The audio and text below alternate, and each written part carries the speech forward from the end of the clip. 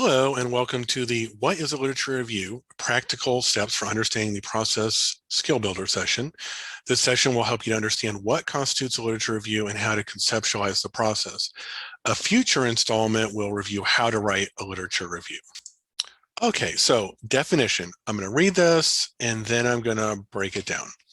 This is a very formal definition. A literature review surveys books, scholarly articles, and any other sources relevant to a particular issue, area of research, or theory, and by so doing, provides a description, summary, and critical evaluation of these works in relation to the research problem being investigated.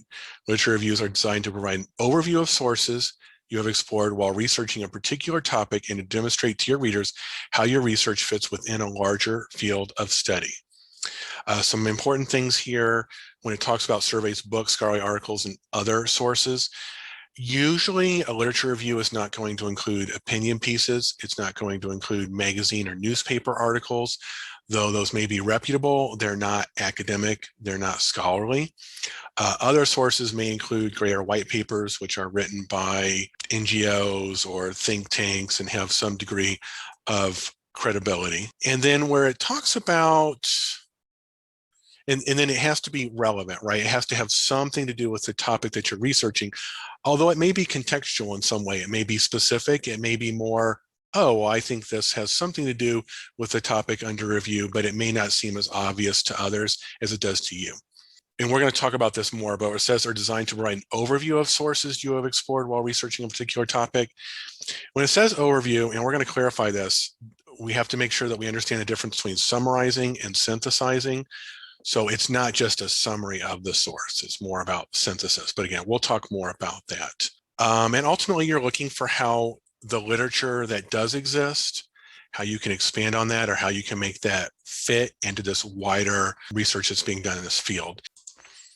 This I hear quite often. Oftentimes when the students ask to do a literature review and they ask a question, they ask about it, or when I ask them about it, they'll say, oh, an annotated bibliography. And I say, oh, no. A literature review is not an annotated bibliography. So let's kind of go through this.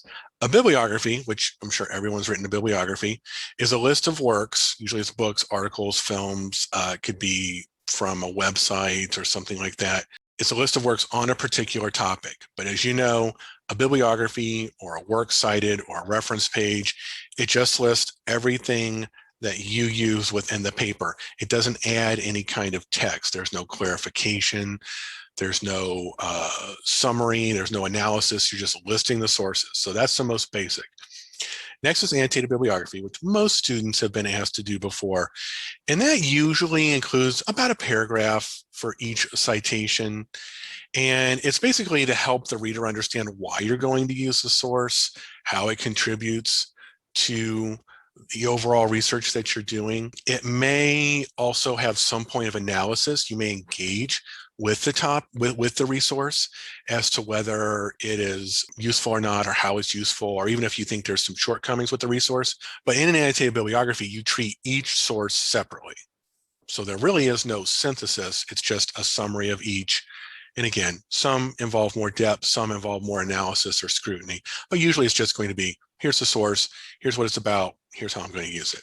A literature review, on the other hand, provides an overview and examination of academic literature related to a specific topic, much like the definition we just gave. And you're going to include the strengths and weaknesses of the author's arguments and findings. So you may agree with certain things and you may disagree, or you may find that this author failed to mention a certain point or overlooked something else within their analysis. You're reading it very critically, and you're looking for how you can apply it to your own research. But oftentimes, what it may be is that you find you have, say, 3 different researchers, and you find that one is approaching it in one way, another person's approaching it another way, and then the third person is approaching it even differently. But they're all talking about the same topic, the same idea, even the same theory. What you're doing is trying to find something there that you can expand on or use to apply to your own research. So yeah, you're making connections, and then you're applying it to your topic, drawing conclusions. This is really important. Your goal is to determine what research has already been done and then where there are gaps. So for example, if two different authors are talking about poverty in the United States. And one is addressing homelessness and the other person is addressing lack of vocational training. You may say, oh, well, I think I'm not finding literature that talks about how the two are combined. So that's my gap. So you're looking for what exists and then what is not being presented, or is there something here that people aren't combining in some way? Opportunities for further research, again, that's what you can expand on here. What is missing from the sources you have collected? Again, that's that gap. And whether additional sources are needed. Again, that's very important. You may find from your literature review, if there's something you're not finding, you still want to make sure that you're not just saying, oh, it doesn't exist. And usually the term that's used is snowballing. When you make a snowball and you keep compacting snow together until you get it to the right size, and then you throw it at a friend. When it comes to literature reviews, you're snowballing it until you have enough literature to supply, to understand what's being researched in that field and how it's being applied and presented. But if it's inadequate, if you don't do enough research and you present a gap that doesn't really exist because you didn't really fully research the existing literature on that topic, then you're going to have someone else come in and say, well, wait a minute, there's literature that addresses this, you just didn't find it. So that's where you're going to want to talk to your professor, a librarian, friends, usually I would say all three of those, to look at, oh, what else do you know about this topic? What else, how can you help me find these additional resources? Are there keywords I'm not using? Are there places I'm not looking? And then also, as far as where this fits with a research paper, a literature review sometimes is a part of a research paper, which you'll be asked to do.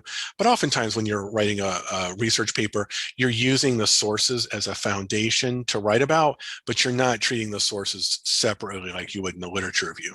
So just understand that when you write a research paper, unless you're explicitly asked to write a literature review, usually you don't have to. Your professor will tell you whether they want one or not. Okay, importance of a good literature review. So it's more than a recap of sources. If it was just a recap of sources and just summarizing things, you might as well write an annotated bibliography, which nothing wrong with an annotated bibliography, but that's pretty much usually what that is, a recap of sources. What a good literature review does is it combines both summary and synthesis. So a summary is a recap of the important information found in the source. It's, hey, here's the important points. Here's what's being presented. When it says summary, it doesn't mean summarizing every point in the article or the book or whatever the argument may be. It's more so what is most important. Otherwise, you're going to be writing long summaries that are going to take up a lot of room and you won't have any room left for your paper itself. Synthesis reorganizes or reshuffles that information in a way that informs how you are planning to investigate a research problem. And we'll look at some examples. But again, that's where you're saying kind of what I referred to earlier. You have author A, author B, author C. You're looking at where they agree, disagree, where you can expand on their ideas. But by synthesize, that means you're bringing them together. You're comparing them. This idea of reshuffling them is that whereas one author may argue that this is the beginning point and another author may argue, oh no, this is another beginning point to say a problem they're diagnosing, you may say, oh no, actually it's the other way around. And again, we'll look at some examples, but just understand summary has a place, but synthesis also has a place. And I would argue without the synthesis, you don't really have a literature review. Okay, what is the purpose of a literature review? And we've kind of already touched on this, so forgive me for if I'm restating this. The purpose of literature review is to provide a review of writings on the given topic in order to establish the reviewer's own position in the existing field of scholarship on that topic. So it's what literature already exists. It could be theories, it could be studies, hypothesis, thesis, it's those types of ideas. And then it's so that you can frame your own research in what already exists. And I think this is really important. In a literature review, you're letting those authors present their ideas, let them speak. And you're doing so that you can show how you're going to add to that field of scholarship. What additional insight, analysis, findings do you have? Because obviously, if you're writing a paper, you don't want to just summarize what someone else has said. You want to take that research and then you want to expand on it and then find something new. Usually it's referred to as the gap in the literature, something that hasn't been done before. And it doesn't mean it has to be revolutionary. You don't have to, reinvent the wheel, but you will find oftentimes with research that you'll be looking and you'll say, well, wait a minute, what about this or what about that? And I'll give you an example. I think it was 2 years ago, there was a student taking the religious studies senior seminar, and she was looking at the idea of ex-gay, which if you're not familiar, ex-gay is a movement wherein people who identified as being gay previously go through a kind of mental treatment wherein afterwards they are deemed to be cured of their homosexuality. So that's called ex-gay. So when we were talking about it, the student was telling me, oh, there's all this literature and there's all these stories and firsthand accounts and literature and that from people who are male and ex-gay. And I said, oh, okay, well, wait a minute. What kind of literature is there on women who prescribe to this idea of being ex-gay? And she said, oh, actually, I'm not finding any literature about women who identify as ex-gay. And I was like, oh, wait a minute. That's your gap. If all the existing literature talks about men who are identify as ex-gay or even now have distanced themselves from that or even critical of it, and if there's nothing or very little there about women, is it because religion attempts to is it to make it harder for women to come out? Is it that women don't go through this treatment as often? So there's these gaps there. So right away in talking about it, and you might think to yourself, well, wait a minute, somebody should have diagnosed that already. And again, this was a couple of years ago. Maybe someone at this point has diagnosed that problem, but at that point, no one had, and that was the student's gap, and that's where they were going to add to the existing literature. Here's some things under here. Literature review shows readers where the reviewer is entering the academic conversation on a particular topic in the context of existing scholarship. Again, this is what's already been written. It could be to place each work in the context of its contribution to understanding the research problem being studied.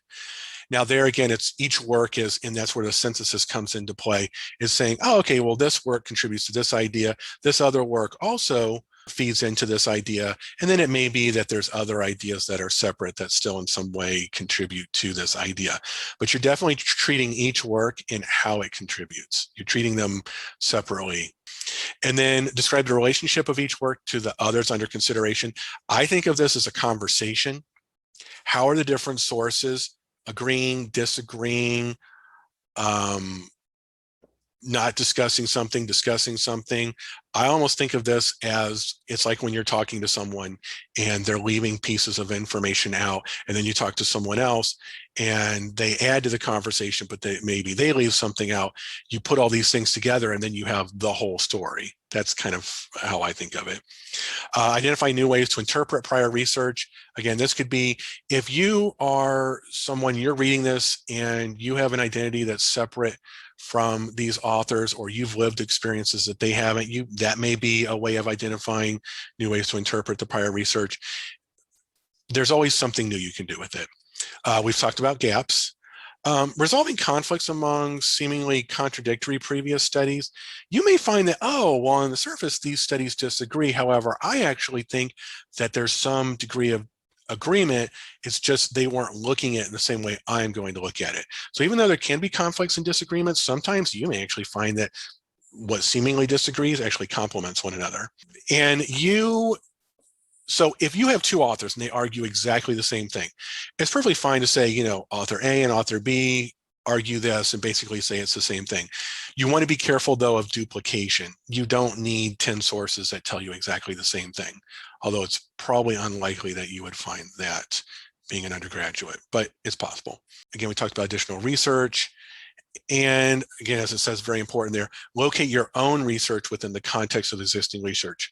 The whole point of a literature review is you're laying out what's been written, and then you're looking at what you can contribute, what you can add that is new.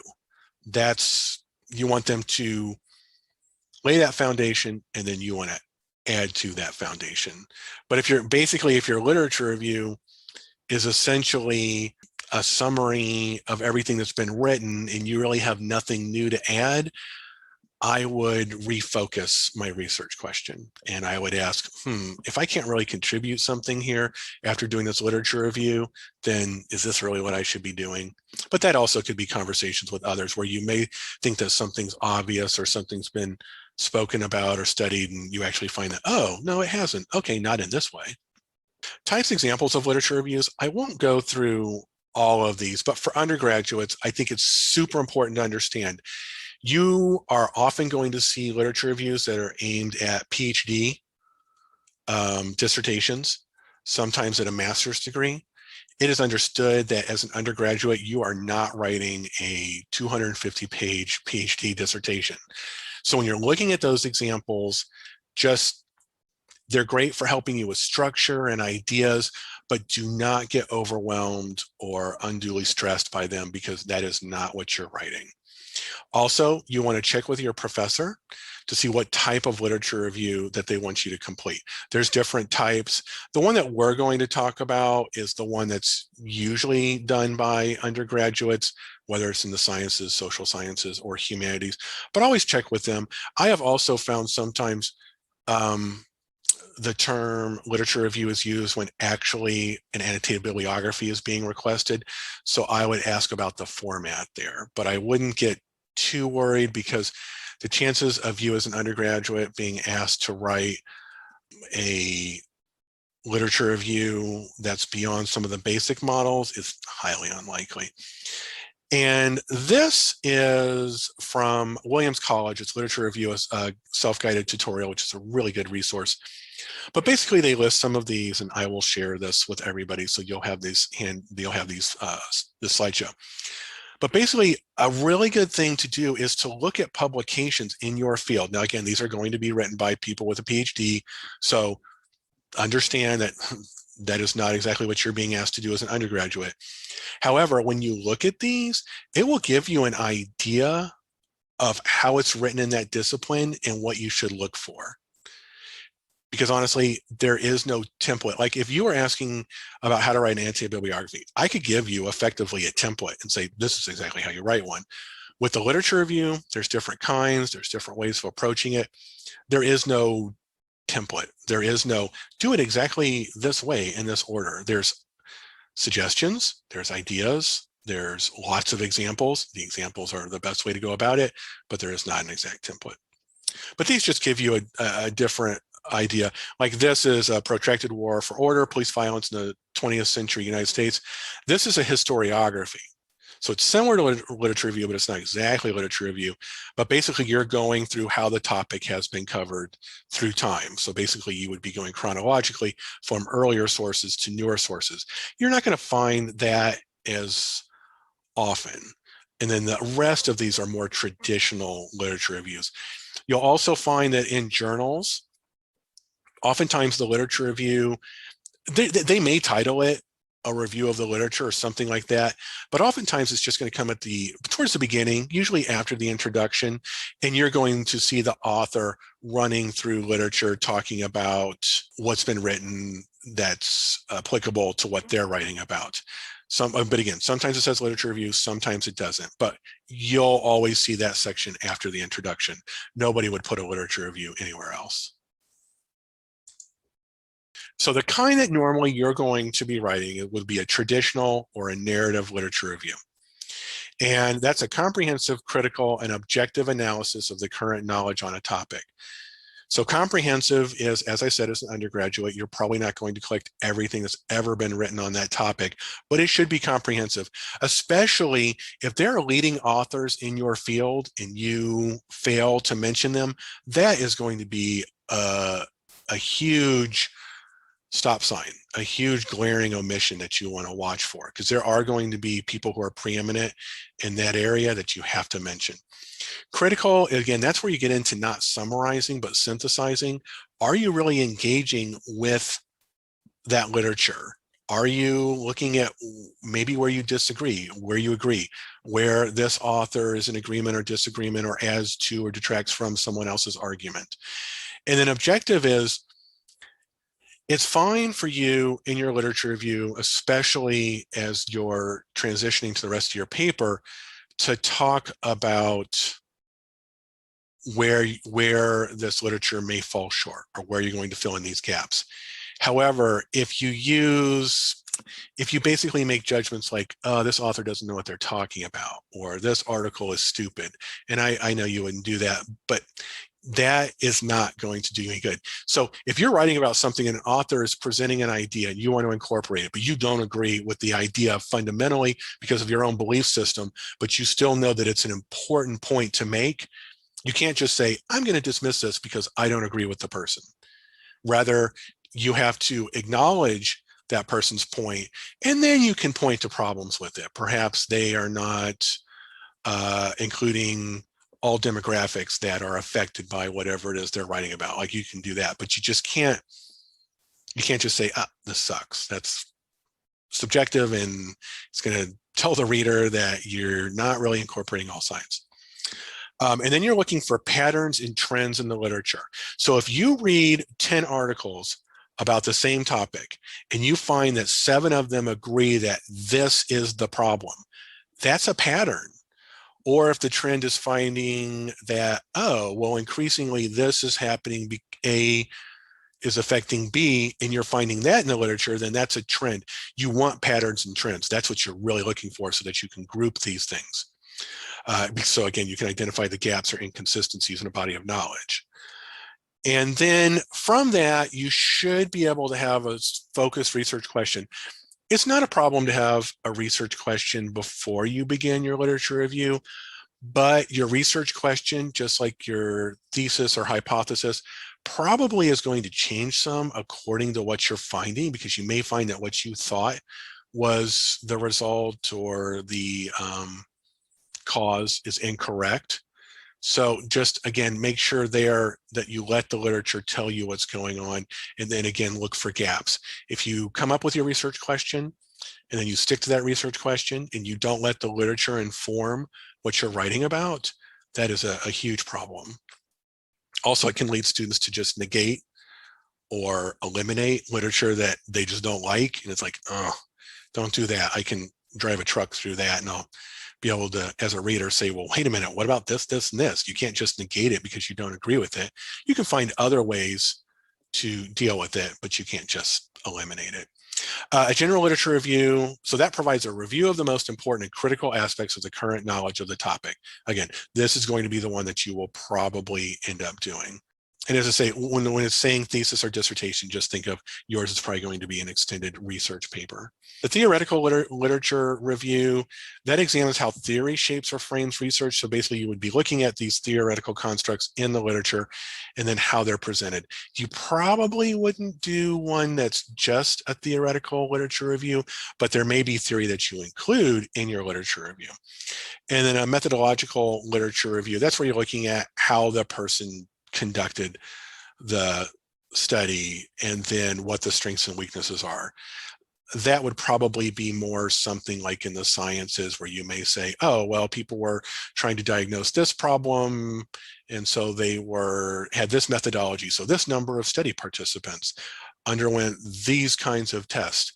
Again, you probably wouldn't be doing something like that, but that's what that refers to. And then a historical literature review, which we referred to before, is where you're basically, it's kind of a chronological. You're looking at how the issue has been covered and dealt with over time. Again, that one I don't see very often. It is possible. You may think too, oh, historical literature review, that must refer to history papers. It doesn't. It can be done in other disciplines too. And then lastly, what I want to do is look at an example of a literature review, because I've talked about all these concepts. Now I want to show you, okay, what does one look like? And again, in future sessions, there's going to be another session about synthesis versus summary. So Amani from the CWS will go through and talk about just that concept, because I only talked about it briefly. And then the CWS is going to do another session on how to actually write a literature review, which will go into the nuts and bolts. This is more just the about. And then we'll also have another session with Casey Long that'll be dealing with finding sources. So this is a sample paper. It was adapted here from this source. And you can see here they're using APA citation. And again, this gives you a brief overview of what a literature review is. So as you scroll down, I'm going to go through real quick. This literature review is roughly 3.5 pages with references. For an undergraduate, you never know. Your supervisor, your professor may ask you for a 1-page literature review, or they may ask you for a 10-page literature review. Make sure and ask them how long they want that literature review to be, and roughly how many sources they want. They're probably not going to tell you I want exactly 10 sources, but they may say, oh, I want around 10 sources, or I want it to be around 6 pages. You want to ask that, because how much information you include, especially the summary part, oftentimes is tied to how long the literature review is. If it's only a page, you can imagine your summary is going to be pretty short. If it's 10 pages and you're being asked to use 10 sources, honestly, you're going to have a lot more summary in there, which I think at that point, you probably want to clarify, do you want a literature review or do you want an annotated bibliography? So when you're looking at this, we'll kind of go through this real quick. This is your introduction. So this is, you're identifying the topic and you're giving just a broader overview about the literature that touches on this. You can see here, this is using APA, so you've got author and then year. They're not giving you a summary. They're saying like this: the overall rate for EA, which is emergence agitation, in children is in the range of 10% to 67%, and then they're citing the author. They're not telling you everything that this article is about. Rather, they're just saying, okay, this is the piece of information that's most important for you to understand, and I'm citing it. And then they're going on, which includes a period of severe restlessness, disorientation, and or inconsolable crying during anesthesia emergence. They use this author to define it. So I think what they probably found here is like, oh, these statistics are really helpful. However, I like this person's definition better. And obviously they paraphrased and put it in their own words. So they have both. So what they did was, this is an example of synthesis. They took this person's stats, they took this person's definition, they synthesized those to present the information. When I see something like this, I understand then that the student knows how to look at different sources and synthesize, bring that information together. Hugely important. Also, another thing you're going to notice in a literature review is you will see very little to no quoting. Now, you may quote a few words or a small section of a sentence or something like that, but literature reviews really should not include quoted sentences, especially multiple sentences. What that exhibits is that the student doesn't really know how to paraphrase, how to turn this into words that connect to their own learning or understanding or analysis. And then you can see here too with this one, additionally, the incidence of EA may be affected by individual variations in developmental level within an age group, mental disease, or neurological conditions. Here, what they're saying is that all, let's see, 1, 2, 3, all 3 of those authors make that connection. They do not disagree about this. Therefore, I'm going to cite all of those authors. So you may have one author for something, and you may have multiple authors. Now, if one of these authors disagree that the incidence of EA may be affected by individual variations in developmental level within an age group, mental disease, or neurological conditions, if one of these authors did not agree with this statement, I cannot include them. But in this case, they did. And then you're going to, each section, you're going to wrap it up. This is just a very short, I should say, I'm sorry. Now, each section you are going to wrap it up. In this first part, you're going to tell me effectively what is the thesis of your literature review. What are you trying to prove? And I think up here, you notice they use a literature review as a subtitle. I wouldn't use it as the title. Down here, they refer to it as a literature review, which is perfectly fine. And within your literature review, usually you're going to have different groupings of literature. So what they've done with here is you use a subheader. So you've got your main header, and then down here, it's like, oh, this part is a component of this bigger literature review. And as you can see, they run through, same thing. They're noting these authors.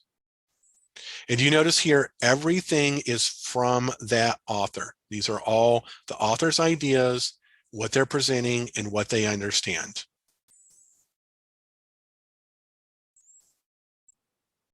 And then you can see at the bottom again, I've got a thesis statement here. So I'm separating it. And you can see here is talking about synthesis. That's what I want my literature review. I want a short summary of what the work is about, and then synthesis where I'm tying these different sources together. I'm showing connections. I'm having some kind of dialogue or communication. And then at the bottom here, this is kind of my takeaway. What's my big, like, how am I going to use this literature? And then my conclusion is where I'm wrapping it up. What is all this saying? How am I going to apply it? The conclusion here, as it says here, should be rather succinct. It's about a paragraph. Remember, you have your whole paper to actually show the evidence, actually discuss what the literature is referring to.